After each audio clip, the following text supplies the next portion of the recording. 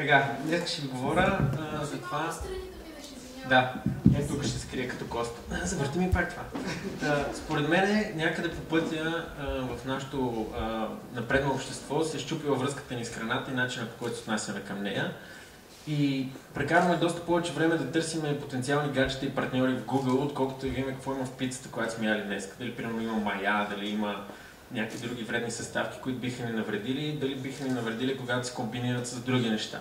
Сега ще ви разкажа една история за нещо, което ползвате сигурно често. Това са картофките на Макдоналдс, които в оригиналния си вариант се правили от 93% мазнина от телешка лой, което им е давало много хубав вкус. И когато хапвате едни такива картофки, те действително са били страхотни. Всъщност консумирате дори в малката порция повече калории, отколкото Big Mac и хамбургери и каквото и да е. И Food and Drug Administration, FDA, ме казала, вижте сега, тази лой не може да продължава. Трябва да го измислите по някакъв друг начин. И те са решили, че ще използват растителна мазнина, обаче оня вкус от лойта няма как да се замести. И са казали, ние сега ще използваме additives, ще използваме такива неща подобрители. И ето една снимка, нали, която показва трите неща, на които се базира нашия вкус и възприятието за храната. Това е самия вкус, мирисът и цветът. Никой няма да яде развалени ягоди, никой няма да яде ягоди, които са зелени. Дори има възможност да се разболеете не само ако са вредни, но и от вида им. Всичките тези химикали, които ако трябва сега да ги изброявам, повечето от тях не са опасни. Повечето от тях не са достатъчно добре изследвани. Но ако трябва да ги изброявам, ще ми свърши презентацията. Тези химикали се съдържат само в розовия цвят, който видяхте преди малко. Лошото нещо е, че има и химикали, които придават вкус и така нататък.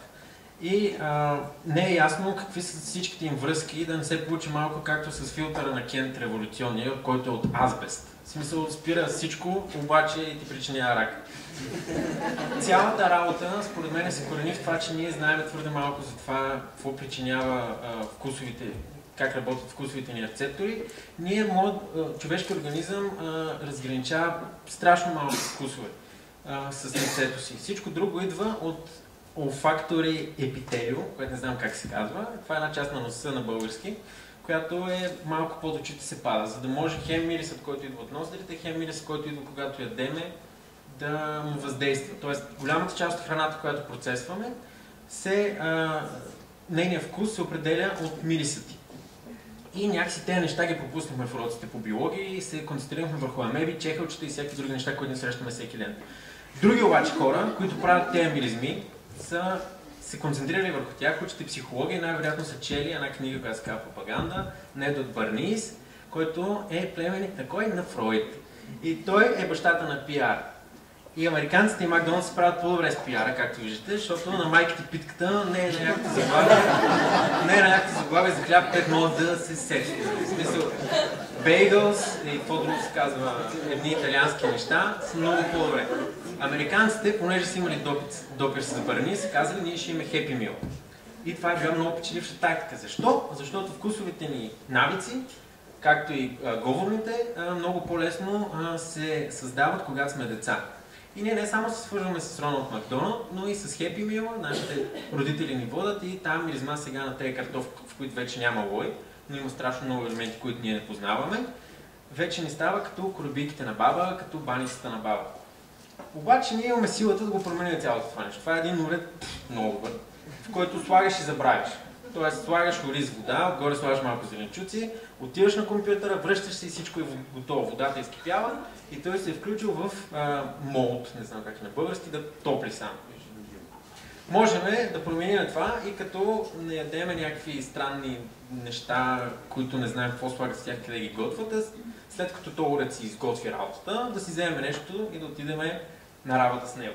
Можем и тук идва добрата новина, че аз вярвам, че когато почват да ни искат пари за най-големите турбички, което се случва, ние ще станем малко по-предвидливи, ще кажем, ще вземем една турбичка сега, ще вземем една кутийка и малко или много ще започнем повече да планираме диетата си и това, което ядем. Ще започнем и евентуално да четеме за различните ета. Много набързо ще ви го обясна. Колкото по-ниско ето, толкова по-е безвредно. Е200, Е300, Е900 на спартама, примерно, е супер вредно. И аз тук нямам контактна информация, мога да ме гугълнете и мога да разберете, защо спартама е вреден, като например, че е 50 пъти по-сладък от захарта и за да се компенсира се добавят още редици други неща. И това исках да ви кажа, обаче времето ми изтече. И се надявам да сте